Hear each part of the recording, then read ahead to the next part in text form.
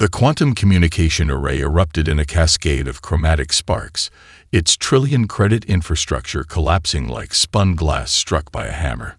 Dr. Krelnack stood motionless, her three-lobed sensory organs pulsing with a mixture of terror and impossible fascination. 37 seconds earlier, she had been conducting a routine archival scan of human cultural transmissions. The Galactic Consortium's most advanced research station, orbiting the neutral zone between Centauri Prime and the Orion regulatory sphere, hummed with the typically sterile efficiency of top-tier scientific infrastructure.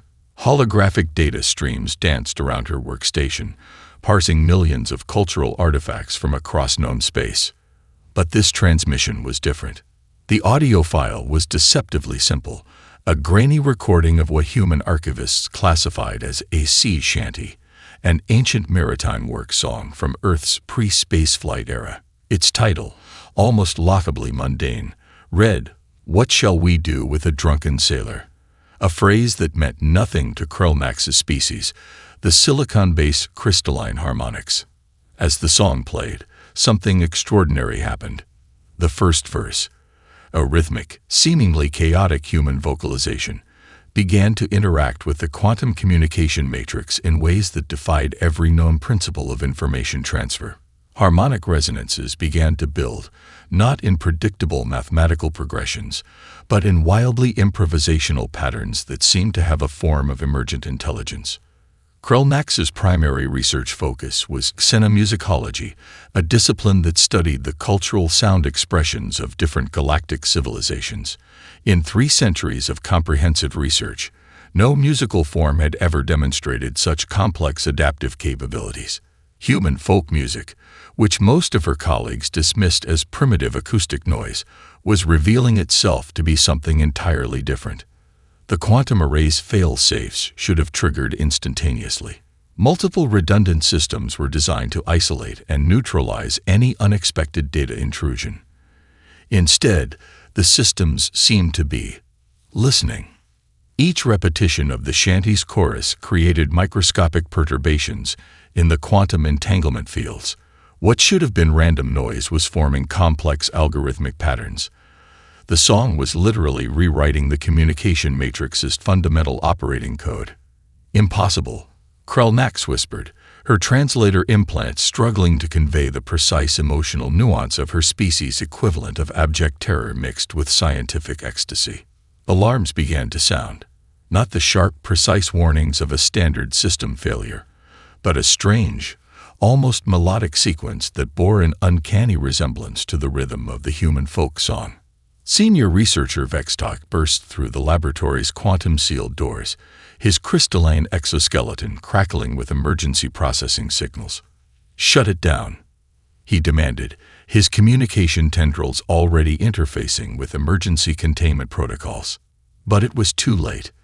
The sea shanty continued, its seemingly simple melody now revealed as something far more sinister. Each verse was a layer of complex code, each chorus a recursive algorithm that was systematically dismantling the most advanced communication technology in known space. Krelnack realized she was witnessing something unprecedented. This was not a technological failure. This was a form of communication so advanced, so fundamentally different from everything they understood, that it defied classification. When the final note faded, the entire quantum array had transformed. Where once stood a marvel of galactic engineering, now existed a smoking ruin of melted quantum processors and fractured data streams. And at the center of the destruction, a simple audio recording of humans singing about disciplining an inebriated maritime worker. The implications were staggering. Either this was the most sophisticated cyber weapon ever conceived, or human folk music represented a form of communication so complex, so adaptive, that it made every other known method of information transfer look like primitive scratching. Krelnack knew her life was about to change irrevocably. The Galactic Consortium did not tolerate unexplained phenomena, especially those that destroyed multi-billion credit research infrastructure. Her career was over. Her real investigation was just beginning. The sea shanty played one more time, softly, in the background. A gentle, almost mocking reminder that some mysteries are best left unexplored. The classified report arrived encrypted in a quantum-locked data capsule that could dissolve its own molecular structure if tampered with. Agent Zarek of the Galactic Security Directorate read the contents with mounting disbelief, his bioluminescent skin flickering through shades of deep crimson, the physiological response of his species to extreme cognitive stress. 36 hours after the quantum array incident, a global network of intelligence agencies had converged on a single terrifying hypothesis. Human folk music was a potential weapon of mass cognitive disruption. The report detailed multiple incidents previously dismissed as anomalies. A Centauri diplomatic summit had inexplicably collapsed after a delegation was exposed to an old Earth recording of "We Shall Overcome," a civil rights movement song. An entire regulatory sphere defense network had experienced total systems failure following prolonged exposure to a Welsh mining folk song. These were not coincidences. Zarek assembled his most covered team. Dr. Lyra Venn, a human cultural liaison with deep connections to Earth's musical archives. Commander Inxril, a quantum warfare specialist, and Operative Kai Jong, a human deep-cover agent whose true loyalties remained deliberately ambiguous. Their mission was simple yet impossible: infiltrate Earth and understand the potential threat of human musical expression. The team's initial approach was scientific espionage, disguised as a cultural research expedition. They would embed themselves in various human musical communities, collecting data, analyzing transmission patterns, and determining whether these folk songs represented an intentional cognitive weapon or something far more complex. Dr. Venn's initial briefing was a masterpiece of controlled tension. Folk music isn't just sound, she explained to the alien operatives. It's a transmission medium more complex than any communication protocol we've ever encountered. These songs are living historical documents, emotional archives that can reshape psychological landscapes. Commander Anxril's quantum analysis revealed something truly unprecedented. The songs contained embedded frequency patterns that could potentially destabilize advanced AI systems at a fundamental level. Each folk song appeared to be a multi-layered communication system, part historical record, part emotional transmission, part potential cognitive disruptor. Their first target was a small folk music festival in the Appalachian Mountains of North America. Remote, isolated, perfect for covered observation. The festival was nothing like their intelligence suggested. What appeared to be a simple gathering of musicians was a complex social ecosystem. Each performance seemed to carry layers of meaning beyond mere musical expression.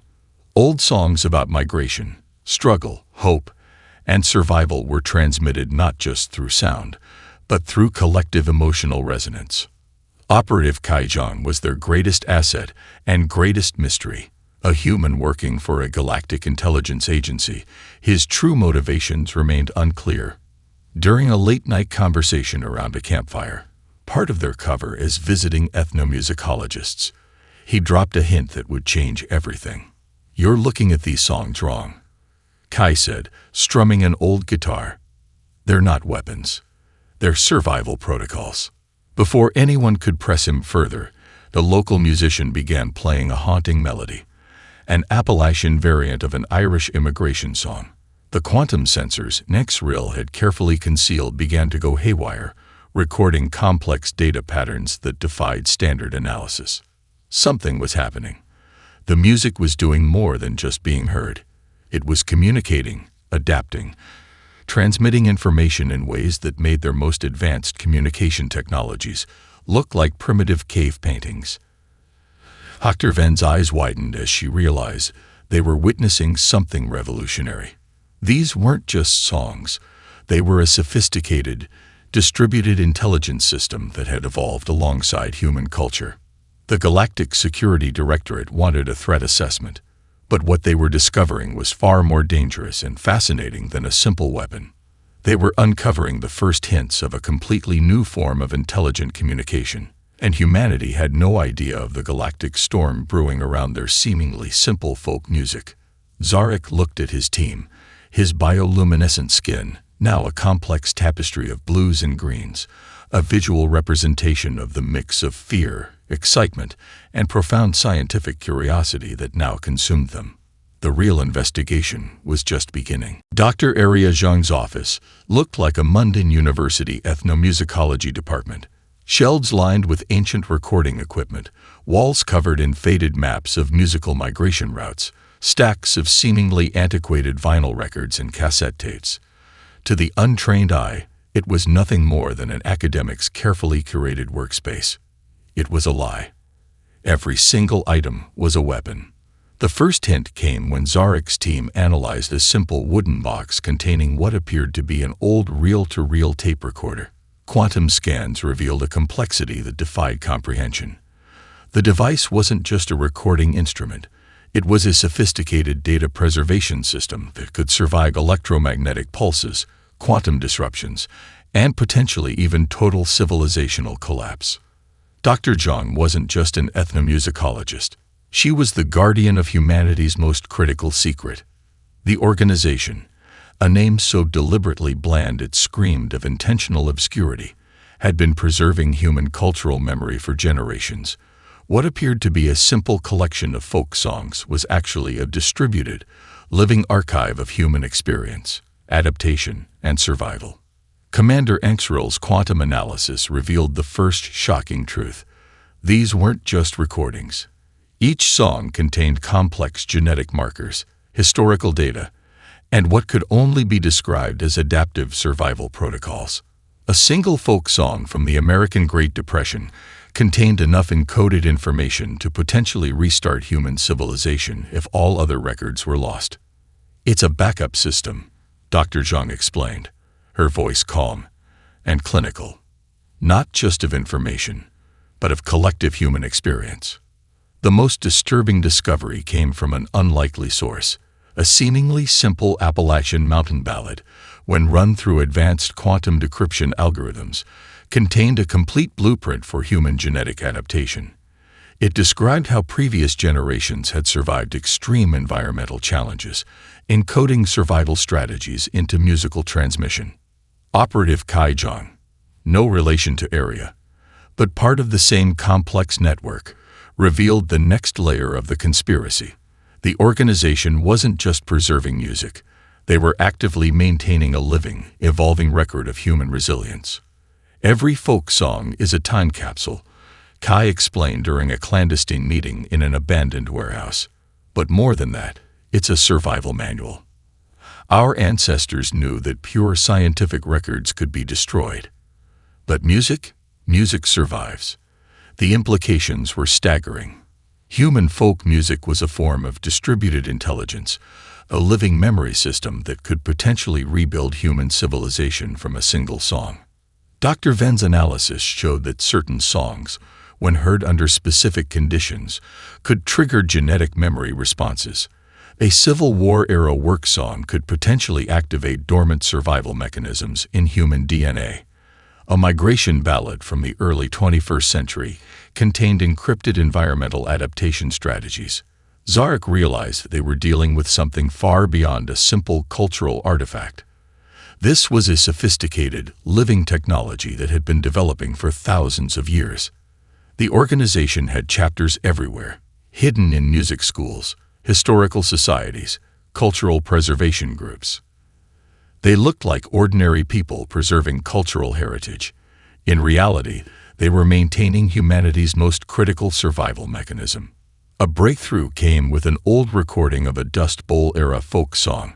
When fully decrypted, it contained complete agricultural restoration protocols, genetic adaptation strategies for extreme environmental conditions, psychological resilience training embedded in musical rhythms, detailed survival strategies for societal collapse.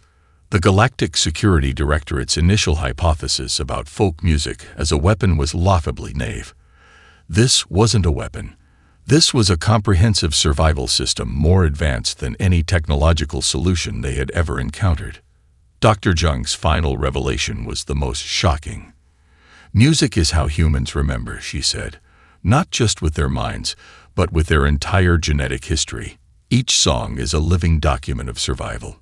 As night fell, the team realized they were standing at the precipice of understanding something fundamental about humanity. Folk music wasn't just art. It was humanity's most sophisticated technology, a method of preserving hope, resilience, and survival that transcended traditional understanding. The real question was no longer whether human folk music was a threat. The question was, what else could it do? The Galactic Harmonics Guild's emergency session looked more like a war council than a scientific conference. Holographic representations of the most influential species in known space flickered with barely contained panic. Director Xaran, a crystalline being whose body was a complex matrix of quantum-sensitive molecular structures, slammed a translucent data rod onto the central projection platform. "We cannot allow this to continue," he declared, his voice a symphony of harmonic frequencies that translated differently for each species present. The ban on studying human folk music was more than a scientific restriction. It was an attempt to suppress what was rapidly becoming the most dangerous unknown variable in galactic history. Dr. Krolnak sat at the periphery, her professional reputation in tatters, but her scientific curiosity burning brighter than ever. The quantum array incident had made her a pariah, but it had also made her the foremost expert on the inexplicable properties of human musical expression. The Guild's directive was clear. All research into human folk music was to be immediately ceased. All existing data was to be sealed in the most secure, quantum-locked archives. Any researcher caught continuing investigation would face complete professional excommunication. But some fires cannot be contained by bureaucratic decree. A network of rogue researchers, a mix of humans and alien species, began to form in the shadows of official suppression. They called themselves the Resonance Collective, a loose alliance of scientists, musicians, and cultural preservation experts who believed the ban was not just scientifically irresponsible, but potentially catastrophic. Operative Kaijong became the primary conduit for this underground movement. Using a complex network of quantum-encrypted communication channels, he began coordinating researchers across multiple star systems. What had started as a scientific investigation was becoming a full-blown cultural revolution. The breakthrough came from an unexpected source. Dr. Elena Rodriguez, a human musicologist working in a remote research station on Mars, discovered something extraordinary about a collection of indigenous Australian songlines. Traditional musical narratives that mapped entire ecosystems and migration routes. When analyzed through an advanced quantum decryption matrix, these songs were more than historical records. They were living computational systems that could adapt, update, and transmit complex ecological information across generations. It's not just preservation, Dr. Rodriguez explained during a clandestine transmission. It's a form of distributed intelligence that makes our most advanced AI look like children's toys. The Resonance Collective began to grow. Researchers from species that had been marginalized by the Galactic Harmonics Guild found a new purpose. They weren't just studying human folk music. They were uncovering a fundamentally new understanding of communication, memory, and survival. Commander Anxrill's quantum analysis revealed the most shocking discovery yet. Certain folk songs, when played in specific sequences, could actually heal psychological trauma across different species. A Ukrainian migration song could temporarily bridge communication barriers between species that had been in conflict for centuries. The Galactic Harmonics Guild's attempt to suppress the research had the opposite effect. What was meant to be a containment strategy became a catalyst for the most significant scientific movement in recent galactic history. Zark realized they were witnessing the early stages of a profound transformation. Human folk music was not just a subject of study. It was a key to understanding communication, memory, and collective intelligence in ways no one had ever imagined. During a risky transmission, Kaijong revealed the Resonance Collective's true mission. "We're not just preserving music," he said, his image flickering through multiple quantum encryption layers. "We're protecting the most sophisticated communication technology in the universe." The ban had created something more dangerous than open research. It had created a movement. As the Galactic Harmonics Guild scrambled to maintain control, The Resonance Collective continued its work. Each discovered folk song was another piece of a massive, complex puzzle that threatened to reshape everything known about intelligence, communication, and survival.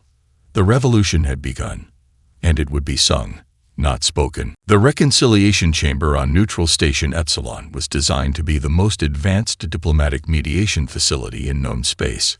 Its walls could adjust quantum resonance to neutralize emotional tensions. Its translation matrices could interpret the most nuanced communications across hundreds of species. It had never faced anything like the Appalachian folk song experiment. Dr. Elena Rodriguez stood at the center of the chamber, ancient wooden guitar in hand. Surrounding her were representatives from 3 species that had been locked in a brutal conflict for over 7 centuries. The silicon-based crystalline harmonics, the energy wave luminary, and the biomechanical Nexus Collective. These were not just diplomats.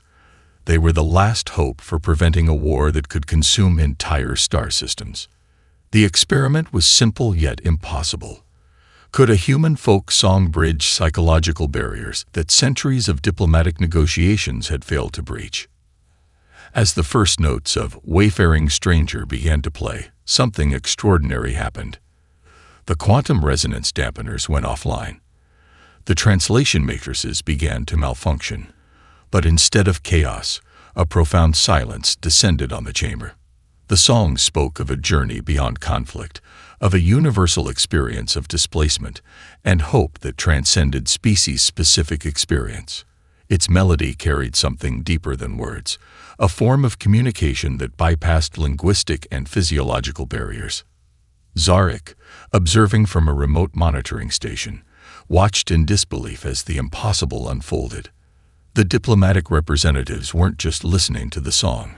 They were experiencing it. Neurological scans showed something unprecedented.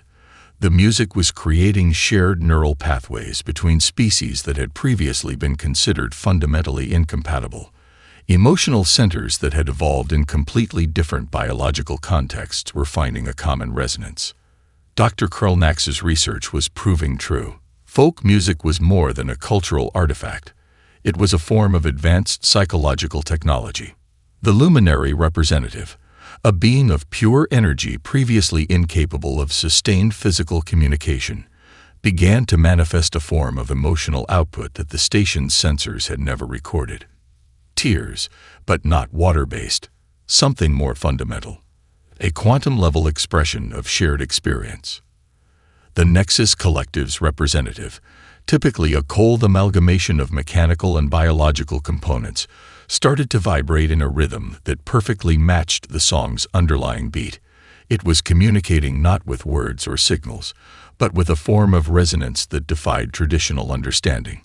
Most shocking was the crystalline harmonics response. Their typically rigid molecular structure began to show unprecedented flexibility, shifting and adapting to the musical frequencies in ways that suggested a complete reorganization of their fundamental communication protocols. It's not just listening, Dr. Rodriguez explained to the stunned research team. It's a form of collective memory transfer. The song isn't just being heard, it's being experienced. Preliminary data suggested that a single folk song could do what centuries of diplomatic negotiations had failed to accomplish. It could create a shared psychological space that transcended species-specific limitations. The implications were staggering. If folk music could bridge psychological barriers between fundamentally different species, what else could it do? Operative Kai Zhang's encrypted report to the Resonance Collective was brief but explosive. "We're not just talking about communication," he wrote. "We're talking about a fundamental redesign of interspecies understanding." As the last notes of the song faded, something unprecedented happened. The 3 representatives, from species that had been mortal enemies for centuries, began to communicate, not through words, not through diplomatic protocols, but through a shared understanding that seemed to emerge directly from the music's resonance. The Reconciliation Chamber's sensors recorded something that would take years to fully understand. For a brief moment, Three completely different species had achieved a level of communication that went beyond language, beyond technology, beyond anything previously thought possible. And it had started with a simple folk song about a traveler's journey.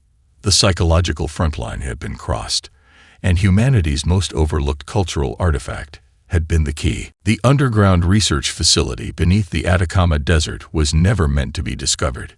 Its quantum-shielded walls held secrets that could rewrite everything known about human survival, genetic memory, and the profound potential of cultural transmission. Dr. Elena Rodriguez stood before a holographic display that would have driven most scientific institutions to immediate panic. What appeared to be a simple collection of folk song recordings was actually a comprehensive genetic memory archive, a living, breathing repository of human adaptation strategies spanning thousands of years. The song that changed everything was an unassuming work song from the American Dust Bowl era. When fully decoded, it contained a complete blueprint for ecological survival that made the most advanced xenobiological research look like primitive speculation. It's not just a song, Dr. Rodriguez explained to the small team of Resonance Collective researchers. It's a survival protocol encoded at the genetic level.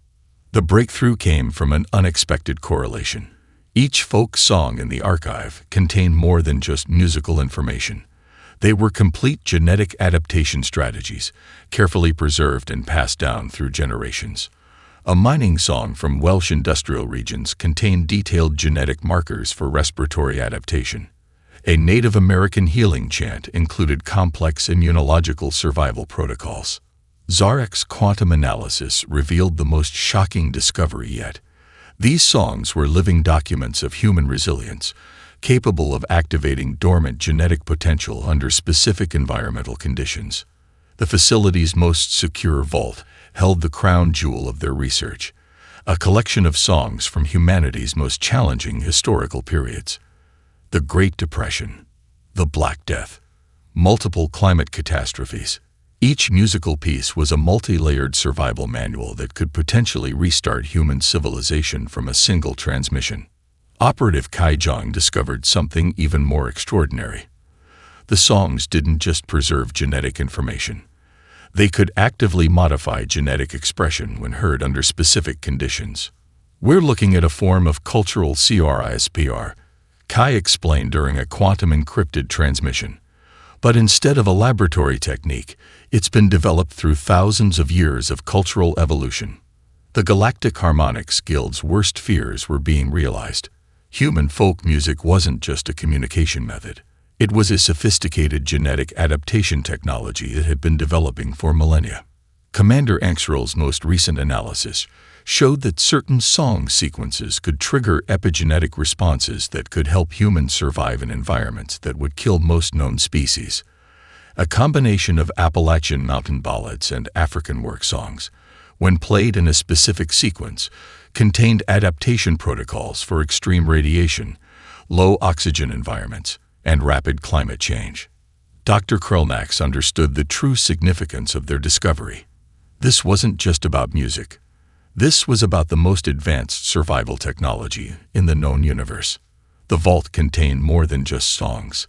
It was a living archive of human potential, a distributed intelligence system that had been evolving alongside human civilization for thousands of years. Their most recent test demonstrated the full potential. When a carefully selected sequence of folk songs was played to a small group of test subjects, the results defied all previous understanding of genetic adaptation. Accelerated cellular regeneration, enhanced neural plasticity, improved metabolic efficiency, psychological resilience protocols. The Resonance Collective had discovered something fundamental about humanity. These weren't just songs.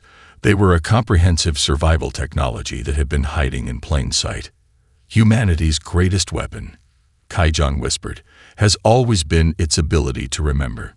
Not just with mind, but with genetic memory. As the last notes of an old Appalachian folk song echoed through the underground facility, the research team realized they were standing at the precipice of the most significant discovery in galactic history. Folk music wasn't just art. It was humanity's most sophisticated survival technology.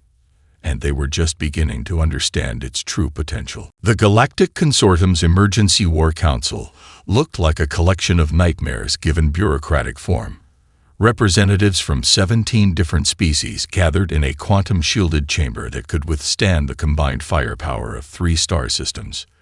They were afraid of a folk song. Director Ixaran of the Crystalline Harmonics took the central projection platform, his molecular structure crackling with barely contained panic. "We are facing the most significant existential threat in galactic history," he announced, his voice a complex harmonic that translated differently for each species present. The evidence was undeniable. Humanity's folk music was more than a cultural artifact. It was a distributed intelligence system that could potentially reshape entire civilizations. Dr. Krolnax sat at the periphery, her research now the most dangerous and sought-after knowledge in known space. The quantum array incident that had once threatened her career was now the key to understanding a fundamental shift in galactic understanding. The consortium had attempted multiple approaches to contain the threat: complete information embargo, quantum-level communication blockades, targeted disruption of human cultural transmission networks. Each attempt had failed more spectacularly than the last. Operative Kai Zhang's latest transmission revealed the true scope of their discovery. Folk music wasn't just a preservation method. It was a living, adaptive intelligence system that could reorganize genetic potential, transmit complex survival strategies, bridge psychological barriers between fundamentally different species, adapt to unprecedented environmental challenges. The most shocking revelation came from a seemingly innocuous source: a collection of indigenous Australian songlines. Traditional musical narratives that mapped entire ecosystems contained a complete blueprint for planetary terraformation that made the most advanced xenoengineering projects look like children's sandcastles. Commander Anxril's quantum analysis showed that a single folk song could modify genetic expression, transmit complex cultural memory, create shared psychological spaces across species boundaries, adapt to unprecedented environmental challenges. The War Council's worst fears were becoming reality. Humanity had developed a form of distributed intelligence that existed outside traditional technological paradigms. "We are not dealing with a weapon," Dr. Elena Rodriguez explained during a classified briefing.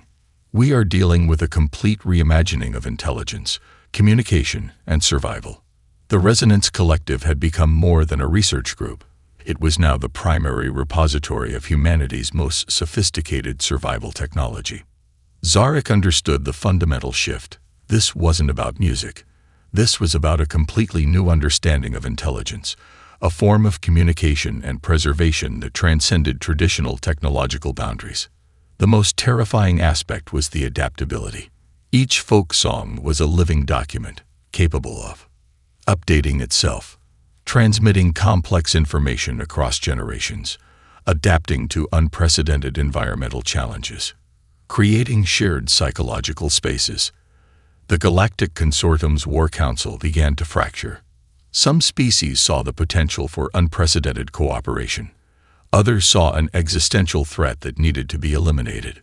Operative Kai Zhang's final transmission laid out the full potential. "Humanity's greatest strength," he said, "has always been its ability to remember, adapt, and survive. Not through technology, not through weapons, but through its ability to tell stories." As the Council debated, the true nature of the threat became clear. Humanity had developed a form of distributed intelligence that existed beyond traditional technological understanding. A folk song could now do what entire star fleets could not: communicate, adapt, survive. The existential threat wasn't humanity's weapons.